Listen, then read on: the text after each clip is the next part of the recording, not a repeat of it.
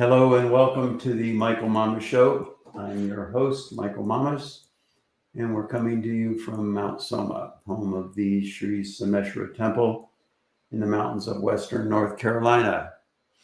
Uh, Before we get started today with the main theme of the podcast, there are a few things I thought I'd bring up. I haven't even really been talking about the news much lately, just because it's just more of the same and so ridiculous, and it's going to continue to be ridiculous for a while, as I've said, with the phase transition. I was happy that I spoke with we have a second pundit now at Mount Soma, Shiva Ram. For short, I call him Shiva Ram. But he's a great guy, and we were talking about the Age of Enlightenment. The Sat Yuga coming, and I was happy that he was well versed in the whole thing, and well aware that the next couple of years are phase transition period, and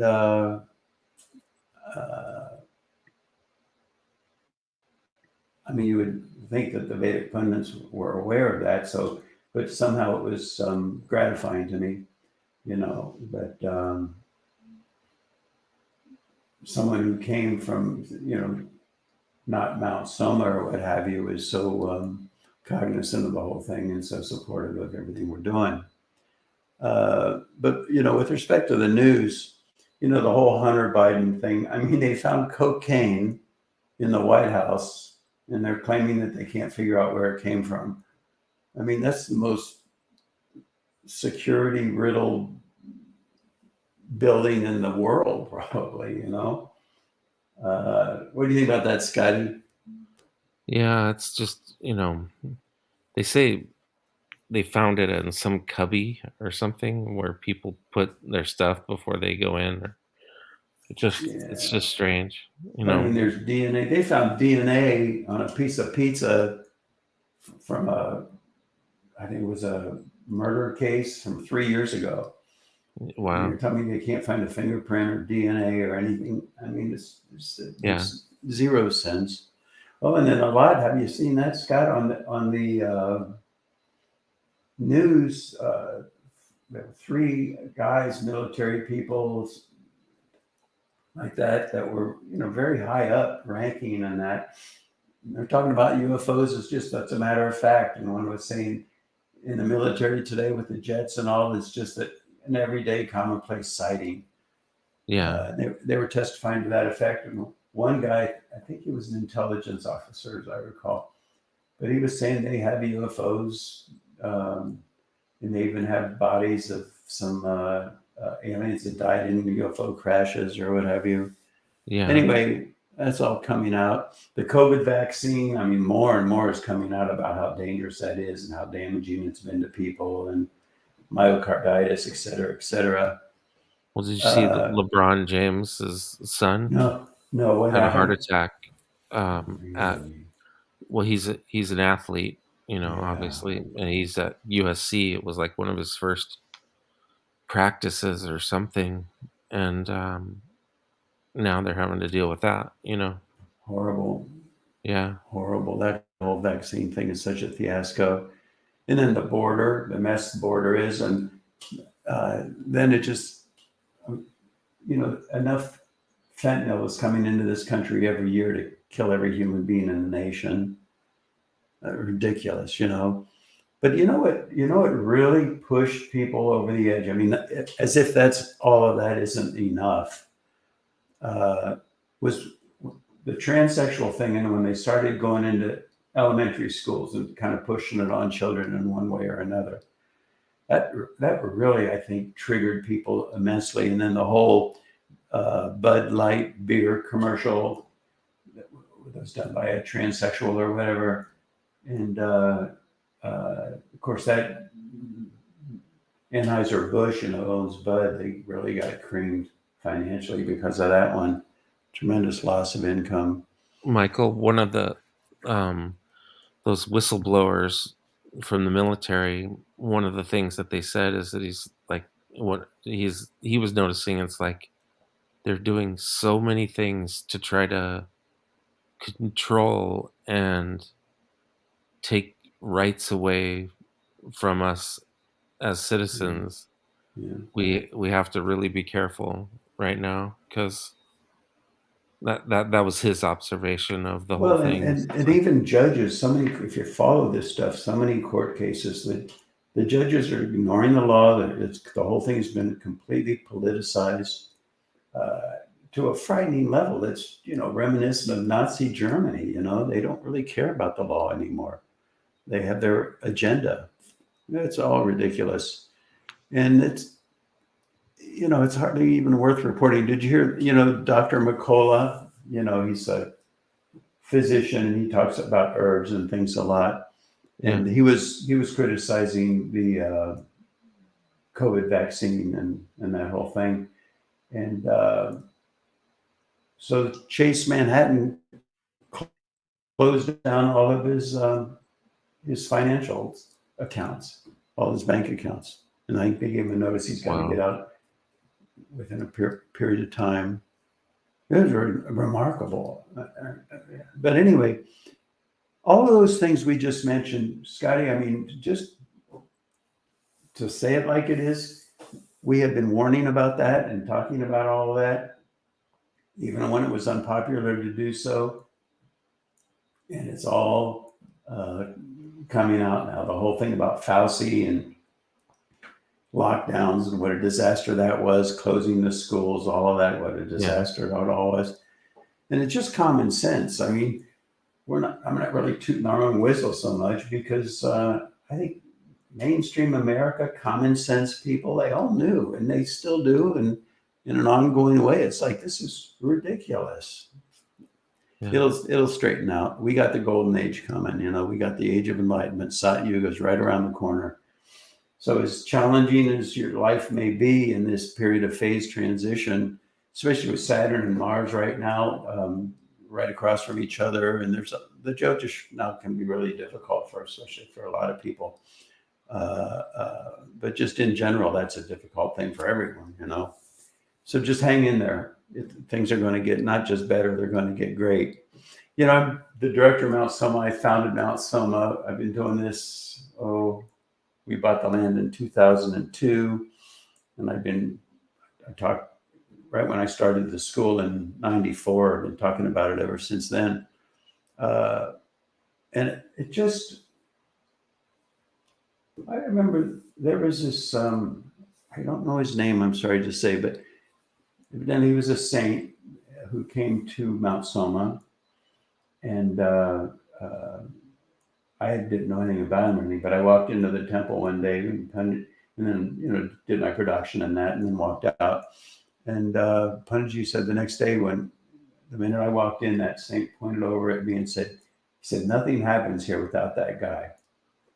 He's behind it all. And he didn't know me, I didn't know him. But the point, what I'm trying to get to there isn't really that so much as the fact that I feel like a ramrod sometimes, and it's uncomfortable, because like everything that gets done, it's almost like I have to push it through. And when you push things through, I think it's natural. You kind of step on toes, and uh, but without that, nothing would have ever happened.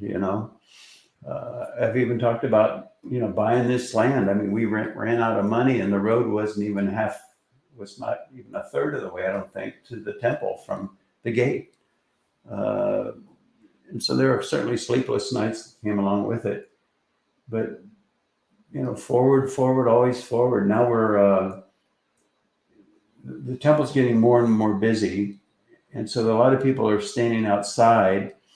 So we got these big, huge retractable awnings with remote control power, and if a wind kicks up in the middle of the day or the middle of the night, they retract automatically so they don't get torn up.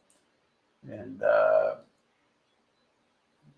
we're just hoping I mean, I told Punergy, I said, we need it. We're just going to do it. And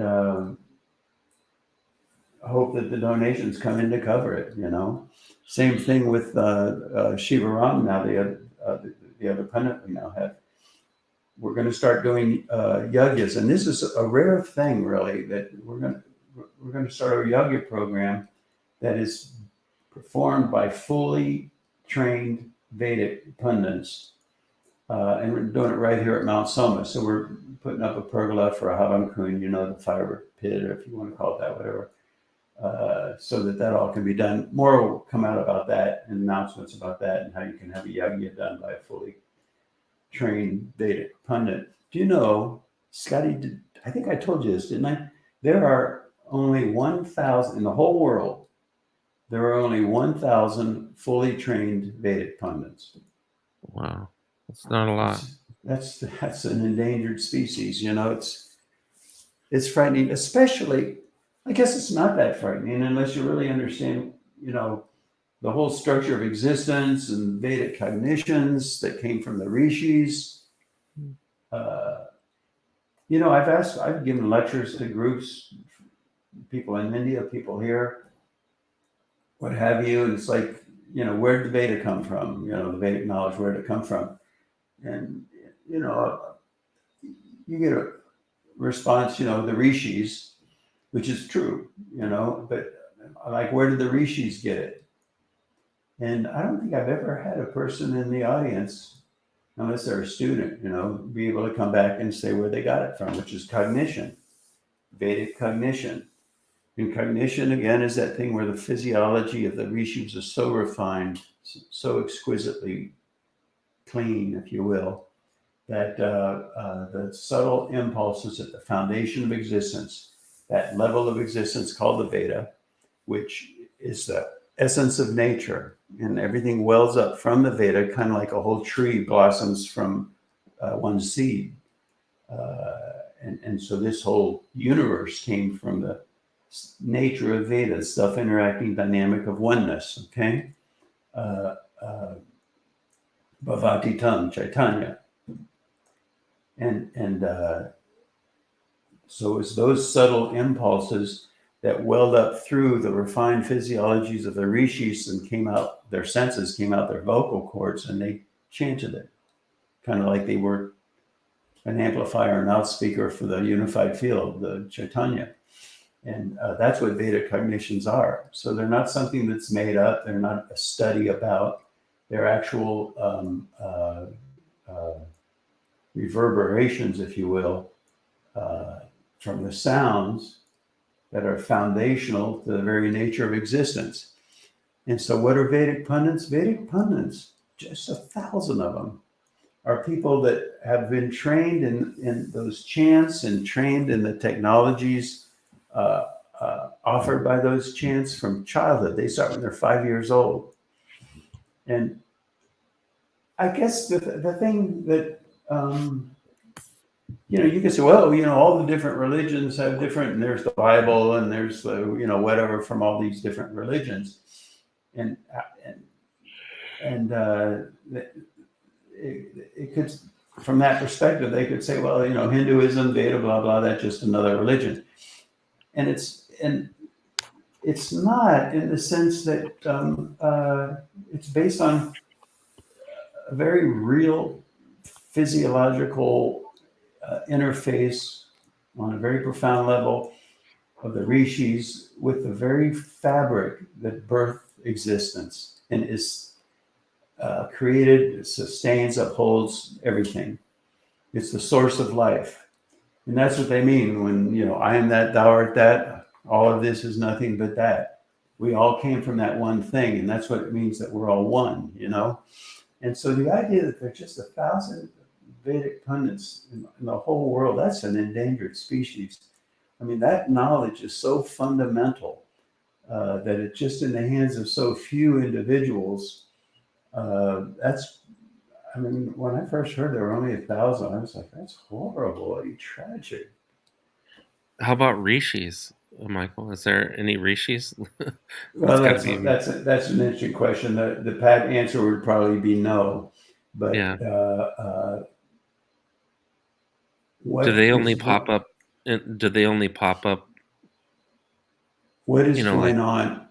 Yeah. What is going on in the Himalayas, and who could be? hidden in some tucked away cave up in the Himalayas is a subject for further discussion, you know?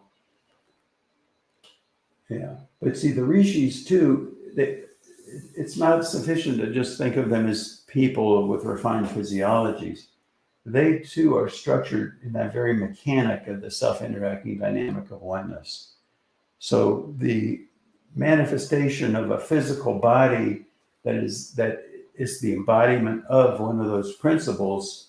I guess you could use the analogy to, like, in mathematics, you have addition, multiplication, subtraction, division. And so in that sense, a rishi in that, using that parallel, would be the embodiment of the principle of multiplication or division or what have you.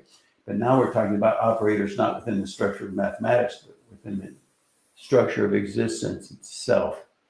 So the rishis are eternal in that sense, and from time to time they will emerge or appear in physical form. That's what the rishis are, you know.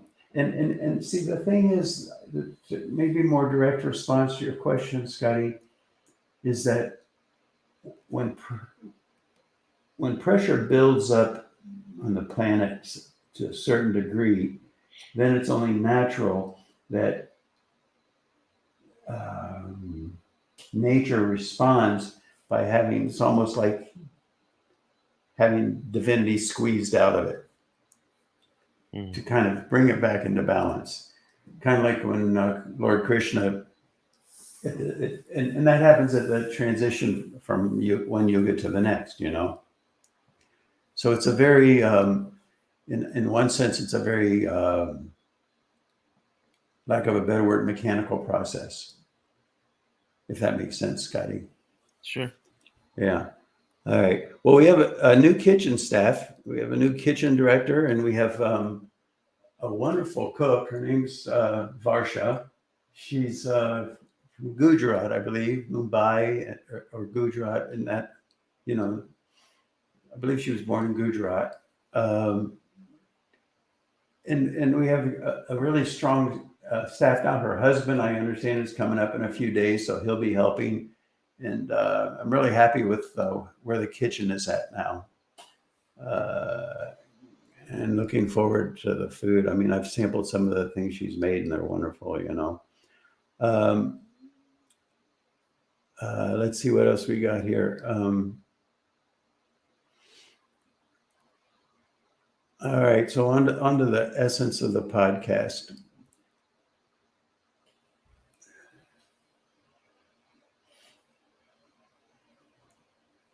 Everything in nature cycles.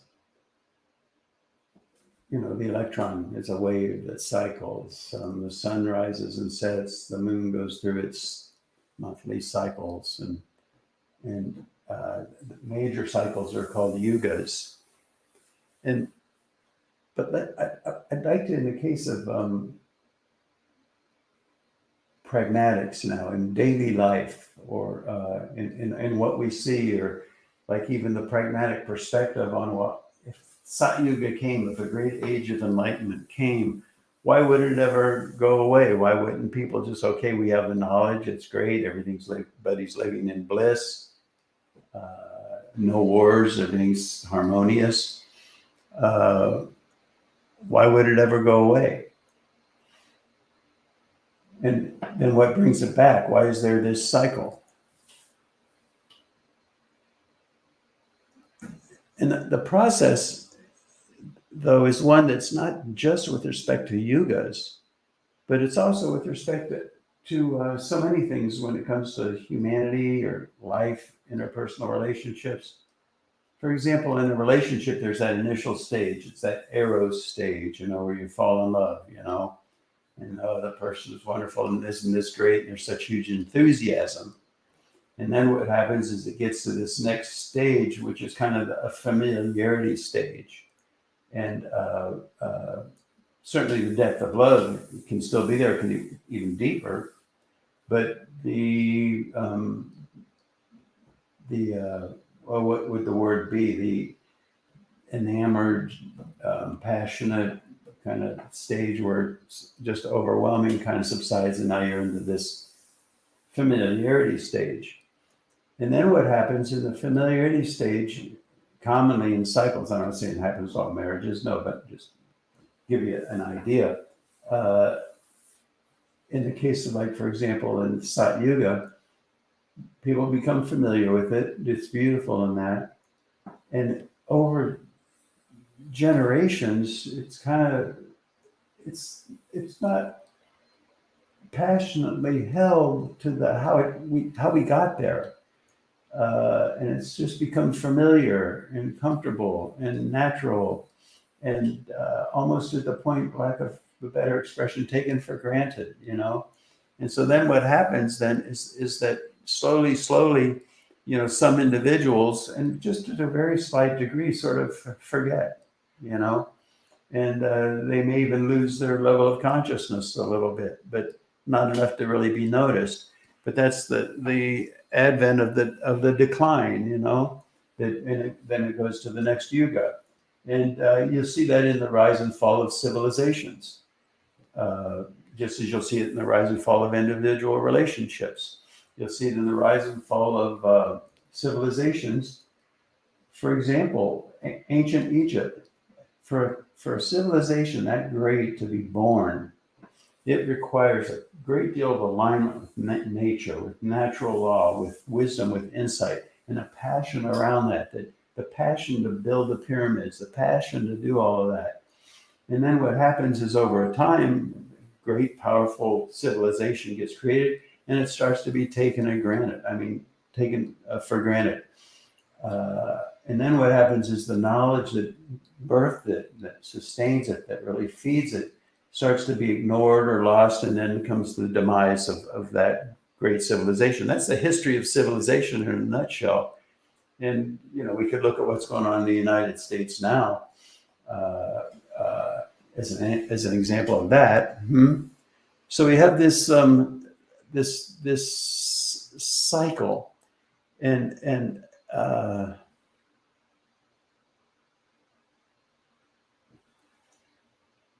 within that dynamic, then the Vedic pundits, so precious, such precious knowledge and stuff, they actually become an endangered species. Even the Brahmins in India, whose family heritage it is to continue the tradition, that's a whole thing about physiologies and what it's your true nature to do. But at any rate, within the dynamic we just described, people that would naturally have become the Vedic pundits, you know, are becoming engineers or computer specialists or physicians or what have you. And so it's kind of a forgetting of the grandeur and the greatness of what it was that birthed great civilizations, you know, and then the whole thing goes into a decay. And then it's forgotten. So much is in the Vedic literature, so precious a knowledge. How to build a UFO is even in there. All the knowledge of the universe and the structure of the universe, the diameter of the earth, what planets are out there, what galaxies are out there. They not only do they talk about UFOs, they talk about the different types of species that exist throughout the universe. And it just gets forgotten and ignored, and then it becomes denied even. Oh, you know, how could they have known that back then? And it's just mythology. And so it's the nature of time, really, that process happens, you know. So there's a universal invisible elephant in the room. And the universal invisible elephant gets to the point where it's like, we no longer name things for what they are. And even the words, if we use a name, the name, it loses its meaning. It becomes something other than what it was.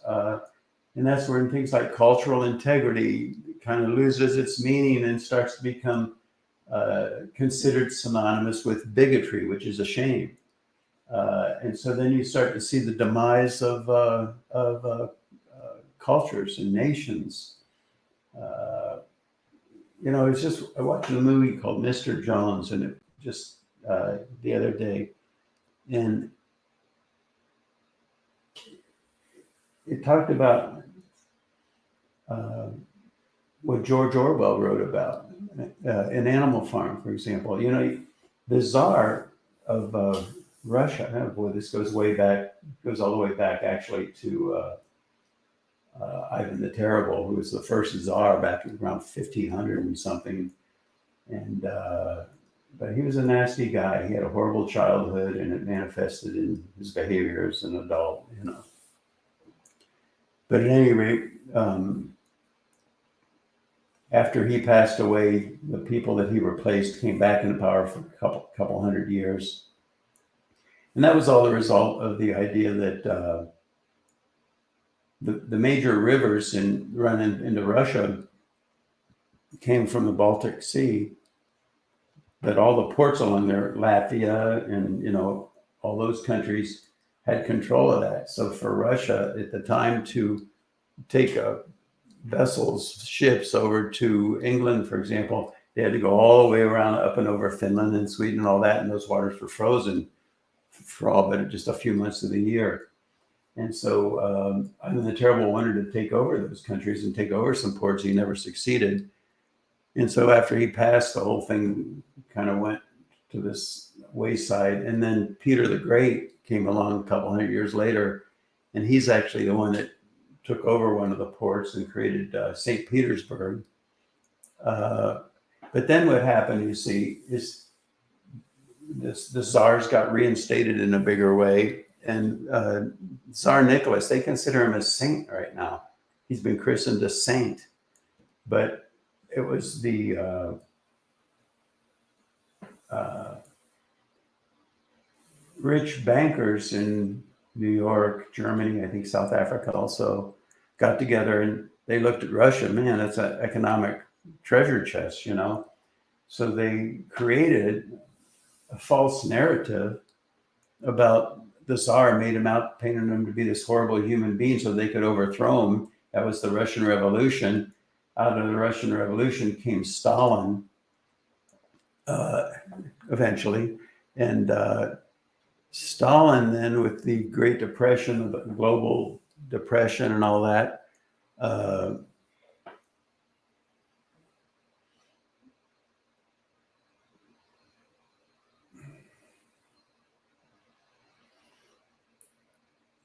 get money, they went to what is referred to now as Stalin's gold. And Stalin's gold was the fields of Ukraine, wheat fields like that. And so what he did is they took all of that bounty and left the people in the Ukraine to starve. It was horrible. I watched this movie and I almost regret watching it because it kind of depicted this guy who went there and observed directly what the Russians were trying to hide. The Soviets, that is, were trying to hide, which is just a famine that resulted in Ukraine with millions of people dying. And so then George Orwell wrote, Animal Farm. And Animal Farm really is kind of based on that whole dynamic.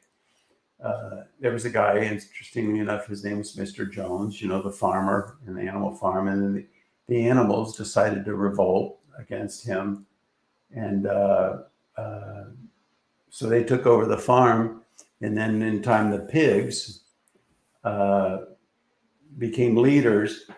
And then the pigs became, likened to Stalin, because then they started to oppress all the other animals, and then, the whole cycle continued. So it's a dynamic with respect to humanity, and the unnamed invisible elephant in the room, just naming, the power of naming, and naming properly, because naming can be used and it can be misused. Newton named it gravity. Before that, everybody knew if you drop an apple, it falls to the ground, but he named it gravity. And the power of that naming, people started studying gravity. And out of that birth all sorts of dynamics of classical physics, and which eventually led to landing people on the moon, and so the power is in the naming. And oftentimes then the naming can be used and it can be misused. They misused the naming of Tsar Nicholas because they named him a bad guy, a abuser, a tyrant. And so there's tremendous amount of power in the names and how we use them. Cultural integrity, renamed, becomes bigotry. But if it's named properly in cultural integrity and understood for what it truly is, bigotry is just cultural integrity gone insane. It's no longer cultural integrity.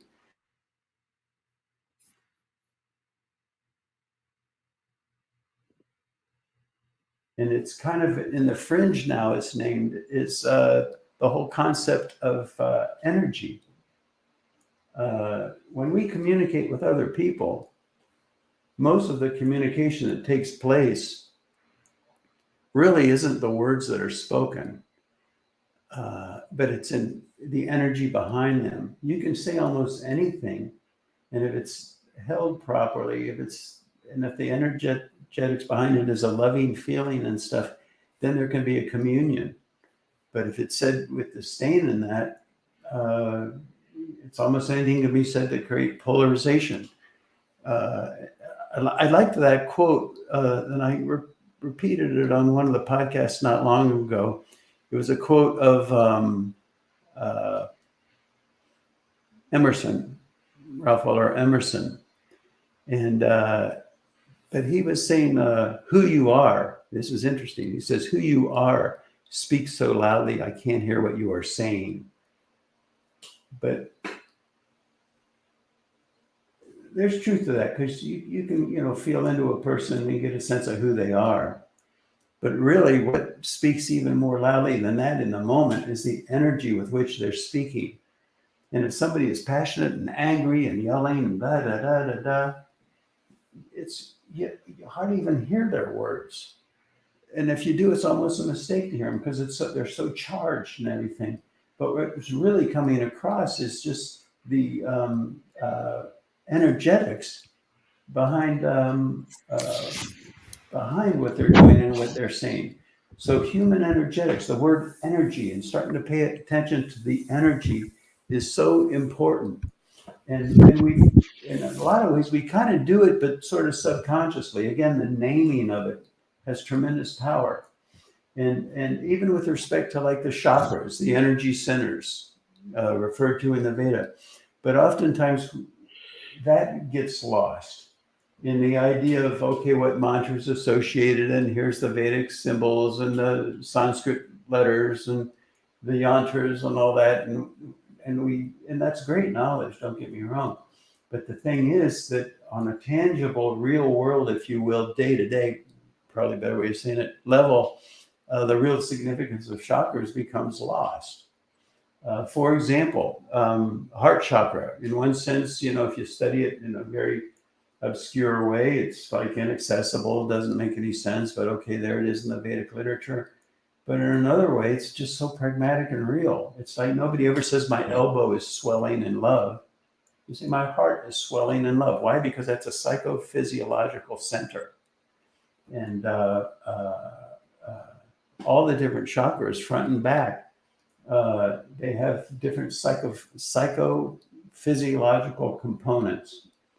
The front of the throat chakra, giving and exchanging nourishment, be it in the form of speech or be it in the form of unhealthy fifth chakra, which would be damaging speech, hurtful speech.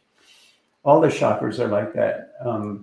In the school, we go through all the chakras and how they interact and the whole dynamic and what the psychophysiological significance of each one is. And the reason that's of value is because you can start to understand yourself, because you see the structure of the physical body. It's almost like the physical body grows around the energetics of the chakras. So if a person's heart is empty, the whole physiology will kind of cave in that area, and you can see it. Fifth chakra weak, their jaw retracts and they're just undercharged. Uh, and so it becomes a very valuable tool. When I used to teach hands-on healing work, I used to say, people have lost the ability to feel. Now we say, oh, I feel too much as it is. No, no, no, no, no. People lost the ability for any sort of level of really refined feeling. And I would have, in the classes, I would have them put their hand on somebody's chakra and say, okay, how does it feel? I don't know. So then I'd have to step them through it. Does it feel heavy or light? Or does it feel light or dark? If you had to assign a color, would it be a light color or a dark color? Did you anything like that to slowly step them through the point where they can feel? And that's what subtle sight is. That's what subtle sense perception is. It all comes from refining our ability to just see what is, and to be able to, and even more importantly, I would say, to name it, because there's power in the naming.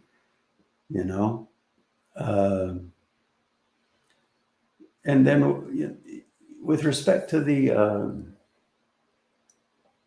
Vedic literature and the pundits and the idea that such an endangered species, why is it? Why is it?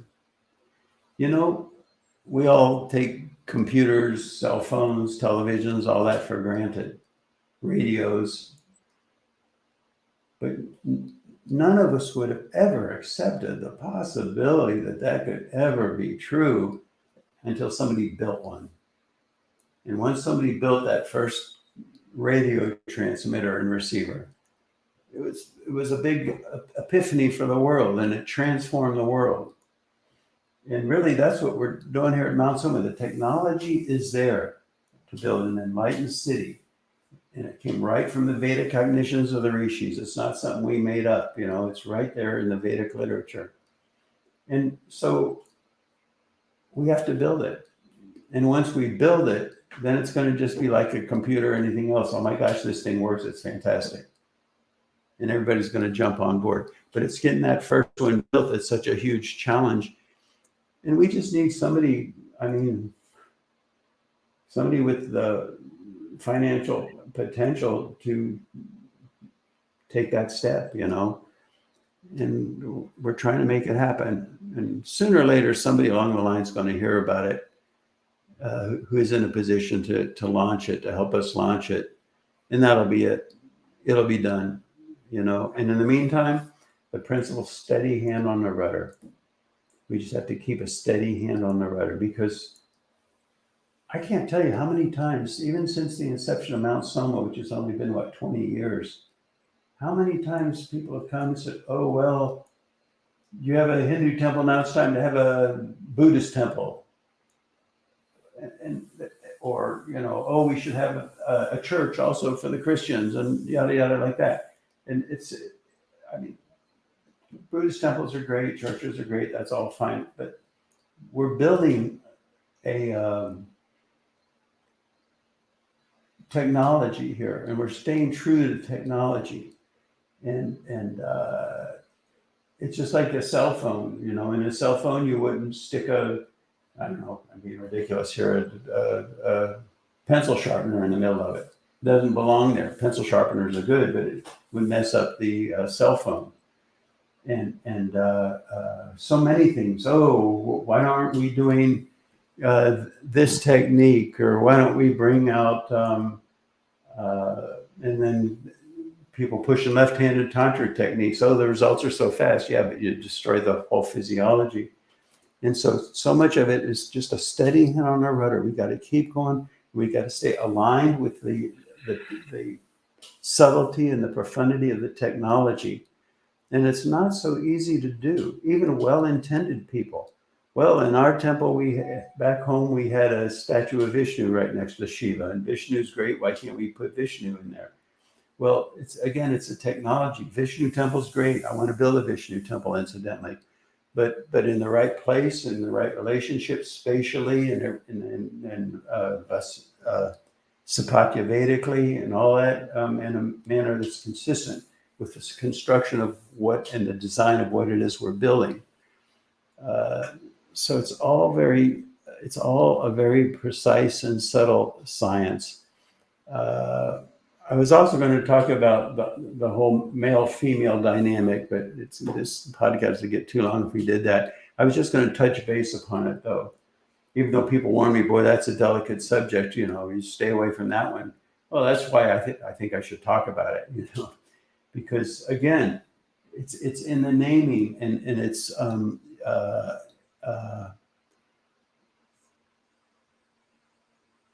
words can be used and words can be misused. Words can enlighten and words can distract.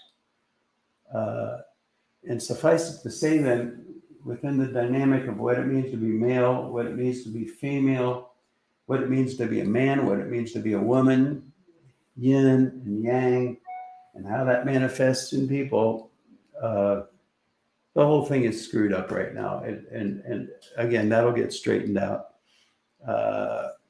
There were some nice quotes from this week that I came across. Kites rise highest against the wind, not with it. Whew. It can be brutal, but it's obviously true. Rank does not confer privilege or give power. It imposes responsibility. We know where that one was directed with respect to politics these days.